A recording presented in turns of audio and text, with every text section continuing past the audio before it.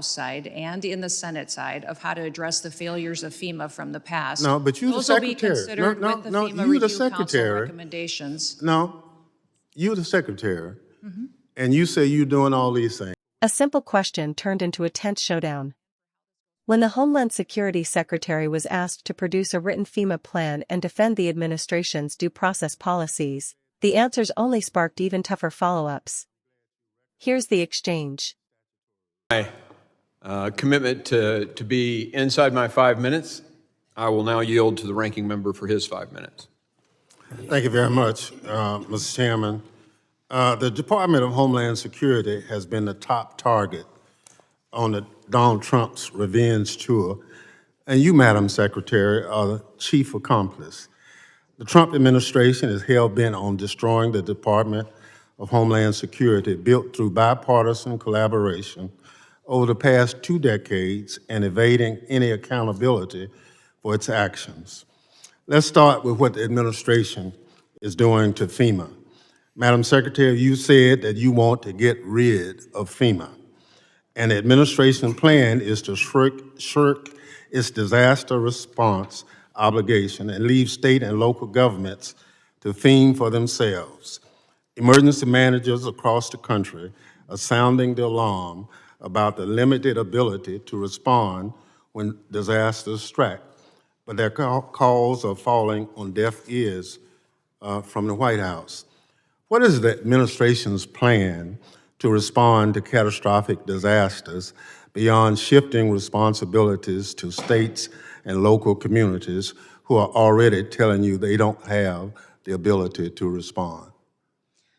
Well, Congressman, President Trump has been very clear that he believes that FEMA should be eliminated as it exists today. He believes there's dramatic reforms that need to happen to the agency in order for it to truly serve people in a time of crisis.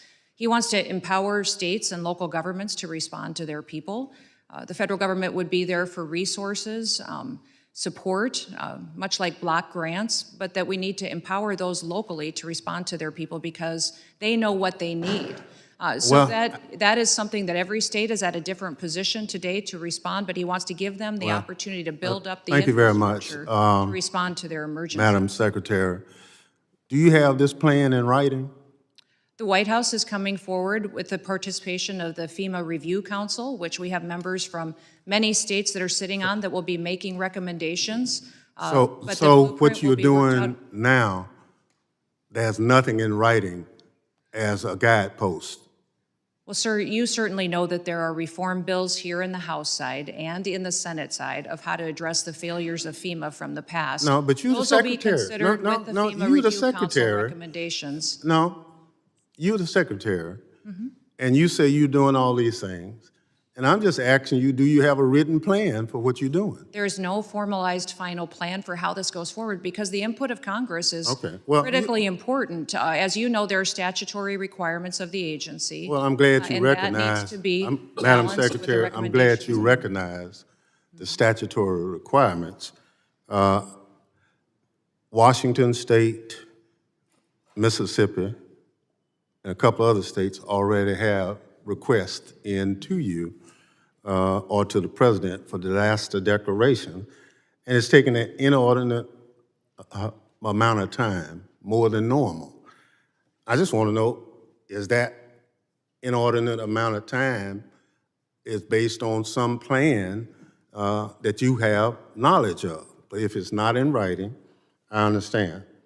So you talked about the rule of law. Are you telling the committee that due process for anybody that's picked up in this country should not be followed?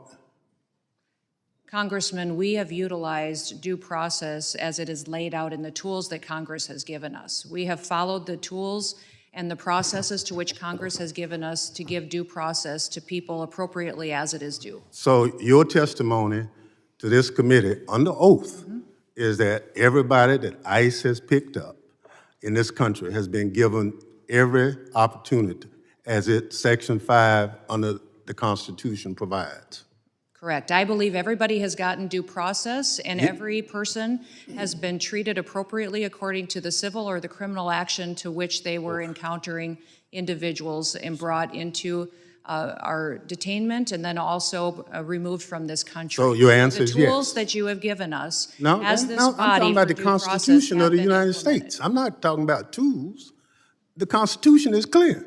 Correct. And your testimony under oath to this committee is that everybody that ICE has picked up and any other agency of DHS has conformed to those statutes. For example, Congressman, No, expedited yes or no? removal. No, I don't need an Expedited example. removal is one of the Madam tools that Secretary, you have I given got us to 4 utilize seconds. as due process. I just need a yes or no. Sir, that is the due process tool that you have given us to utilize that has been appropriately. So obviously, Gentleman's time has expired. I now I have a recognize unanimous Mr. consent request, Chairman. I'm sorry? I have a unanimous consent request. Representative Rick Larsen presses Homeland Security Secretary Kristi Noem over one of the administration's most controversial proposals, dramatically reshaping FEMA and shifting more disaster response responsibilities to the states. What begins as a straightforward oversight question quickly turns into a tense back and forth as Larsen repeatedly asks whether the administration has an actual written plan to replace the current FEMA system.